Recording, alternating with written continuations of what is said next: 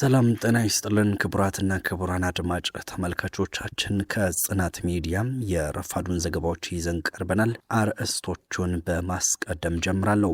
በዲማ ጊዮርጊስና በለምጨን በተካሄደ አስጨራሽ ውጊያም በአገዛዙ ሰራዊት ላይ ከባድ ጉዳት መድረሱ ተገልጿል። ከአገዛዙ ሰራዊትና ሚሊሻ የከዱ አባላትም ከነሙሉ ትጥቃቸው የፋኖ ኃይሎችን መቀላቀላቸው ታውቋል።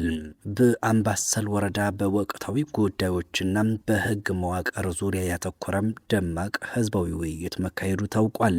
በደብረ ታቦር ከተማ አቅራቢያ በተካሄዱ ውጊያዎች በአገዛዙ ሰራዊት ላይ ከባድ ሰብአዊና ቁሳዊ ኪሳራ መድረሱ ተገልጿል። ክቡራን አድማጭ ተመልካቾች አሁን ደግሞ በዝርዝር ወደምንመለከተው ጉዳይ አልፋለሁ።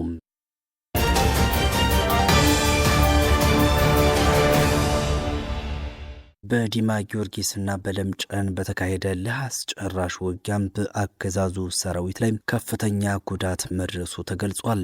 በምስራቅ ጎጃም ዞን በእነማይ ወረዳም በዲማ ከተማ በለምጨንና በዙሪያው በሚገኙ አካባቢዎች በተካሄደው አስጨራሽ አውደ ውጊያም በአገዛዙ ሰራዊት በአድማ ብተና በፖሊስና በሚሊሻዎች ላይ ከባድ ሰብአዊና ቁሳዊ ጉዳት ማድረሱን የአማራ ፋኖ ብሔራዊ ንቅናቄም ቴዎድሮስ እዝ 201ኛ ኮር 64ኛ ክፍለ ጦር የህዝብ ግንኙነት መምሪያ አስታውቋል።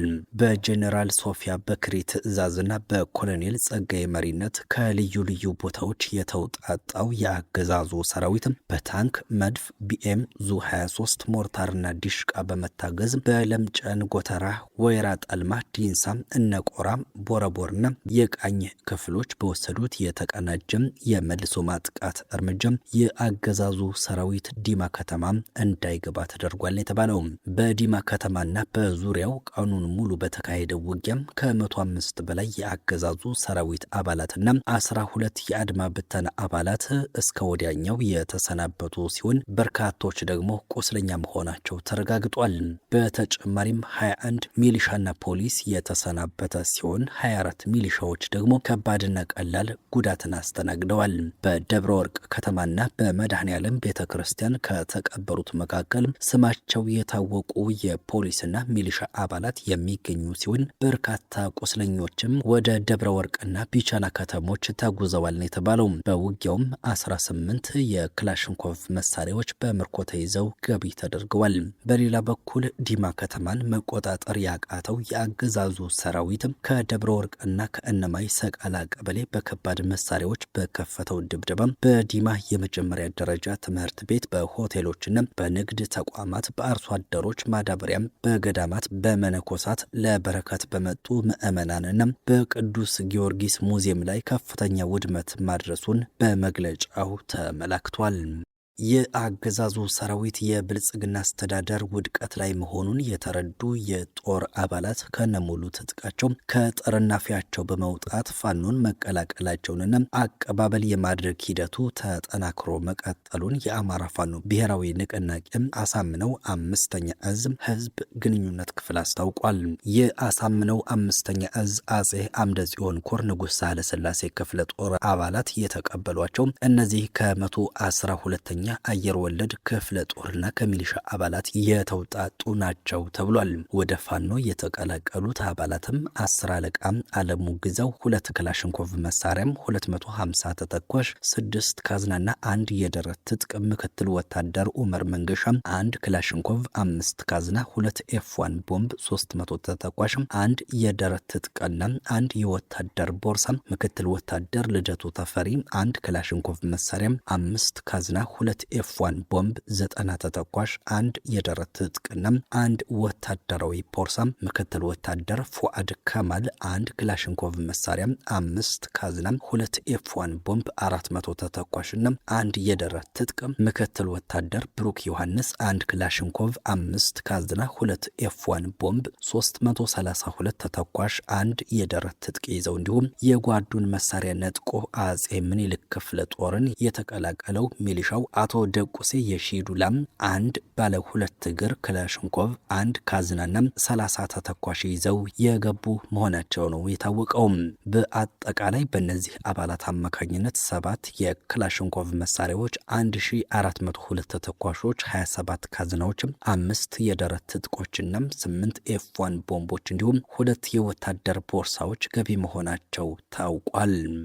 በደቡብ ወሎ ዞን በአምባሰል ወረዳ 03 ቀበሌ ሮቢት ከተማ የምኒልክ አንደኛ እዝና የ14ኛ ኮር ከፍተኛ አመራሮች በተገኙበት ደማቅ ህዝባዊ የውይይት መድረክ መካሄዱን የአማራ ፋኖ ብሔራዊ ንቅናቄ አንደኛ ምኒልክ እዝ ህዝብ ግንኙነት ክፍል አስታውቋል። በመድረኩ የትምህርትና ስልጠና መምሪያ ኃላፊ መምህር ፍቅሩ ፈንታው፣ የህዝብ አስተዳደር ኃላፊ አርበኛ አበበ ቀዩ፣ የፖለቲካ ጉዳዮች መምሪያ ምክትል ኃላፊ አርበኛ ስንታየው ተስፋው፣ የትምህርትና ስልጠና ምክትል ኃላፊ አርበኛ ዘሪሁን ደምሴ፣ የእዙ ከፍተኛ ዳኛ አርበኛ ዋሴ ገብረ ህይወት፣ የ101ኛ ኮር ምክትል አዛዥ አርበኛ እንድሪስ ጉድሌና የ104ኛ ኮር አመራሮች ተገኝተዋል። በውይይቱ ወቅት የመድረኩ ተናጋሪዎች የአማራ ህዝብ ታሪካዊ ከፍታ፣ ወቅታዊ የህልውና ስጋቶችና ከችግሩ ለመውጣት የሚያስችሉ የመፍትሄ አቅጣጫዎች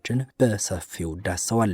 የትምህርትና ስልጠና መምሪያ ኃላፊው መምህር ፍቅሩ ፈንታው ህዝቡ ከሃይማኖትና ከአካባቢ ክፍፍል ወጥቶ ጠንካራ አንድነትና መተማመን ሊፈጥር እንደሚገባ ያስገነዘቡ ሲሆን የህዝብ አስተዳደር ኃላፊው አርበኛም አበበ ቀዩ በበኩላቸው ትግሉ አሁን ያለበትን ሁኔታ፣ የመልካም አስተዳደር ስርዓት ግንባታንና በጦርነት ወቅት ከህዝቡ የሚጠበቁ ተግባራትን አስረድተዋል። በተጨማሪም የፖለቲካ ጉዳዮች መምሪያ ምክትል ኃላፊው አርበኛ ስንታየው ተስፋው የድርጅቱን ዓላማዎች በዝርዝር ያቀረቡ ሲሆን የእዙ ከፍተኛ ዳኛ አርበኛ ዋሴ ገብረ ህይወት ለባህልና ለሸሪያ ህጎች እውቅና የሰጠም ከቀበሌ ሸንጎም እስከ ድርጅት ድረስ የተዘረጋና በ5 እርከን የተከፈለም የህግ መዋቅር መዘርጋቱን ይፋ አድርገዋል። በመጨረሻም የሮቢት ከተማ ነዋሪዎች የአመራሩን አቋምና የትግሉን አቅጣጫ መረዳታቸውን የገለጹ ሲሆን የወታደራዊ ልምድ ያላቸው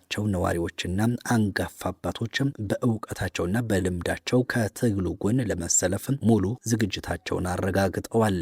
በመርሃ ቤቴ የአገዛዙ አየር ወለድ ኮማንዶ ጥቃት መክሸፉና በባንዳዎች ላይም እርምጃ መወሰዱ ተገልጿል። በሰሜን ሸዋ ዞን በመርሃ ቤቴ ታች ቤት ቀጠና ጥቃት ለማድረስ የተንቀሳቀሰው የአገዛዙ አየር ወለድ ኮማንዶ መመታቱንና በስለላና በዘረፋ ላይ በነበሩ ግለሰቦች ላይ እርምጃ መውሰዱን የአማራ ፋኖ ብሔራዊ ንቅናቄ አሳምነው 5ኛ እዝ ህዝብ ግንኙነት መምሪያ አስታውቋል። የአገዛዙ የ101ኛ አየር ወለድ ኮማንዶ ከፌጥራ ከተማ በመነሳትም ወደ ታች ቤት ቀጠና በ3 አቅጣጫ የተንቀሳቀሰ ቢሆንም የአፋብን አሳምነው 5ኛ እዝ አጼ ዘርዓ ያዕቆብ 1ኛ ኮር ናደው ክፍለ ጦር ተዋጊዎችም ትላንት ከቀኑ 8 ሰዓት ላይ ጉራምባ በተባለ ቦታ የመሸገው ኃይል ላይ ባደረሱት ፈጣን የደፈጣ ጥቃት እቅዱ እንዲከሽፍ ተደርጓል። በዚሁ ውጊያ በሰራዊቱ ላይ በርካታው እስከ ወዲያኛው የተሰናበተ ሲሆን ለቁጥር የሚያዳግተው ደግሞ ቁስለኛ ሆኗል። ለማፈግፈግ የሞከሩትም በተኩስ ጫናም ህይወታቸውን ማጣታቸው ተገልጿል።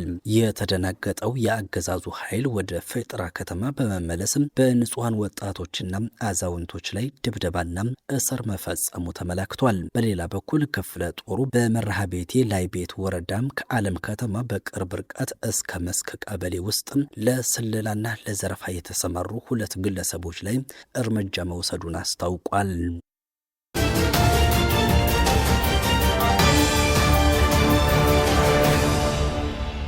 ክቡራን አድማጭ ተመልካቾች ከዴይሊ መረጃ የሰዓቱ ዘገባዎቻችን የተከታተላችኋቸውን ይመስሉ ነበረ። ቪዲዮውን ላይክ እና ሼር፣ ቻናሉን ሰብስክራይብ ማድረጋችሁን አትዘንጉም።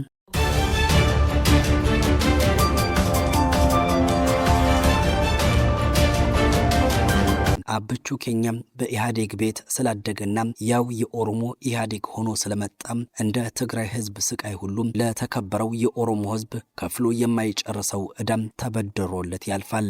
የአብይ አህመድ ልጅ ግራኝ አህመድ አንድ ቀን ያደረም ከኢህአዴግ ቤትም 20 ዓመት ይወስዳል ታጥቦ ለመጥራትም። አንተም አጠፍተሃል ከኢህአዴግ ጡትም ሚስጥሩን ታውቃለህ የነሱን ክፋትም። አያስፈልገኝም አንተን ማስረዳትም። ከዚህ ውጭ ብትሞክር ሰው ለማሳሳትም እየመራኸው ነው ህዝቡን ለጥፋትም። አንተም ትጠፋለህ ይህችን ወቃት። ህዝቡ ሰልችቶታል መከራ መሮትም። ያለፉ መሪዎች ስላሰቃዩትም በአፍህ ብታስመስል ልብህ ደብቆትም። ምንም ብትሸሽገው ብዙ ዓመታትም እያደር ይወጣል ሐቅና ውሸትም። በሚመጣው ጥቅምት ወር ለአዲስ አበባ ነዋሪዎችም የጥፋት ልጅ ይወለዳል። በዝርዝር ወደ ምንመለከተው ጉዳይ አልፋለሁ። በሰርጓ ቀን የጠፋቸው ነፍሰ ጡር ሴትም በዳቦ ስሙ የኢትዮጵያ ሀገራዊ ምክክር ኮሚሽን በመባል የሚታወቀው በኦዳ ኮንቬንሽን ሴንተር የጨፌ ጉባኤ ወይንም ጉሚ ሰርገኛው የገዳ ስርዓቱ አባ ገዳም አብይ አህመድ የጠፋበት የከሰረ ድግስ ሆኖም ተጠናቋል። በሚመጣው ጥቅምት ወር ለአዲስ አበባ ነዋሪዎች የጥፋት ልጅ ይወለዳል። ስለዚህ ለአዲስ አበባ ህዝብ ጥሪ ሊቀርብለት ይገባል። የአቶ መለስና የአብይ አህመድ የእጮኝነት ዘመን አብቅቶም አብይ ስልጣን ሲይዝ የመለስን ዘር አረገዘው። አብቹ ምጡ እንዳይታወቅበት ለ8 ዓመታት በሽርብና በነፍሰ ጡር ሰፋፊ አልባሳት እየተደበቀ ኖረ። በመጨረሻም አብቹም የአጀንዳ ሆዱ ሲገፋበትና ህዝቡ ሲያውቅበት በብሔራዊ የምክክር አዳራሽ ምጥ ይዞት መጮህ ጀመረ። አሁንም ገና ምጥ ላይ ነው። የጥፋት ልጅ ከብዙ ምጥ በኋላ በጥቅምት ወር ይወለዳል። የኦሮሚያ ዋና ከተማ አዳማ ናት። ያለምንም ህጋዊ መሰረት አዲስ አበባ የሚገኙት የኦሮሚያ ክልል መንግስት ተቋማት በሙሉ ተጠራርገው ወደ አዳማ መጓዝ አለባቸው። ተቋማቱ በአዲስ አበባ ህገወጥ ሰፈራ ነው እያደረጉ የሚገኙት። ይህ ሲሆን ብቻ ነው አዲስ አበባ የመላው ኢትዮጵያ የጋራ ቤት መሆኗ የሚረጋገጠው። ለመሆኑ አዲስ አበባ የማናት የሚለው ጥያቄ በታሪክ መዛግብትም ሆነ የአርኪኦሎጂ የቁፋሮ ግኝቶች አንጻር ካየነው የዛሬዋ አዲስ አበባ የጠፋችው ከተማና በድጋሚ በአሰሳ የተገኘችው በመካከለኛው ዘመን ማለትም በ1380 ዓመተ ምህረት በአጼ ዳዊት የተቆፈረችው የበረራ ከተማ ናት። አዲስ አበባ በረራ ናት። በረራም አዲስ አበባ ናት። የከተማዋ ታሪካዊ ባለቤት አማራ ነው። ኦሮሞ በከተማዋ ዙሪያ የሰፈሩት በረራ ከተማ ከተመሰረተችም ከ300 ዓመታት በኋላ በ16ኛው ክፍለ ዘመን በተከሰተም የኦሮሞ መስፋፋት የታሪክ አጋጣሚ ነው። በአጼ ምኒልክ በድጋሚ ስትገነባ አዲስ አበባ የሚል አዲስ ስያሜ ሲሰጣትም የከተማዋ የኦሮሞ ተወላጆች ብዛት 300 ደርሶ እያለ የአማራ ህዝብ ቁጥር ግን አሸዋ ነበረ። ፊንፊኔም ሆነ ሸገር አማርኛ እንጂ የኦሮምኛ ቃላት አይደሉም። መለስ አብይን ለእጮኝነት የመረጠው የኦሮሚያ መቀመጫን ከአዳማ ወደ አዲስ አበባ ለማዛወር መወሰኑን የሰማ አብይ በመለስ ፍቅር በታወረ ጊዜ ነበረ። ይህ ጉዳይ የረዥም ጊዜ የጋብቻ ታሪክ ነው። ዝርዝሩ በሕግ ይወሰናልና የልዩ ጥቅምን ጉዳይ በይደርና ቆየው። ጥቅምት የሚወለደውና በተወለደ በ50ኛ ቀኑ የሚሞተውን የጥፋት ልጅ ሳያጠፋው ለማጥፋትና ይህንን የጥፋት ሕፃን ቅድመ ዝግጅት ተዘጋጅተህ እንድትፋለም ለአዲስ አበባ ጥሪ ቀርቦልሃል። አብቹ ኬኛ በኢህአዴግ ቤት ስላደገና ያው የኦሮሞ ኢህአዴግ ሆኖ ስለመጣም እንደ ትግራይ ህዝብ ስቃይ ሁሉም ለተከበረው የኦሮሞ ህዝብ ከፍሎ የማይጨርሰው ዕዳም ተበድሮለት ያልፋል። የአብይ አህመድ ልጅ ግራኝ አህመድ አንድ ቀን ያደረም ከኢህአዴግ ቤትም 20 ዓመት ይወስዳል ታጥቦ ለመጥራትም። አንተም አጠፍተሃል ከኢህአዴግ ጡትም ሚስጥሩን ታውቃለህ የነሱን ክፋትም።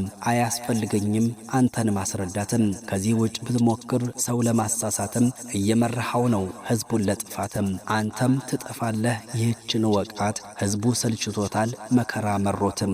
ያለፉ መሪዎች ስላሰቃዩትም በአፍህ ብታስመስል ልብህ ደብቆትም። ምንም ብትሸሽገው ብዙ ዓመታትም እያደር ይወጣል ሐቅና ውሸትም። በሚመጣው ጥቅምት ወር ለአዲስ አበባ ነዋሪዎችም የጥፋት ልጅ ይወለዳል። ስለዚህ ለአዲስ አበባ ህዝብ ጥሪ እየቀረበለት ነው። ክቡራን አድማጭ ተመልካቾች ከጽናት ሚዲያም የሰዓቱ ዘገባዎቻችን የተከታተላችኋቸውን ይመስሉ ነበረ። ጤና ይስጥልን።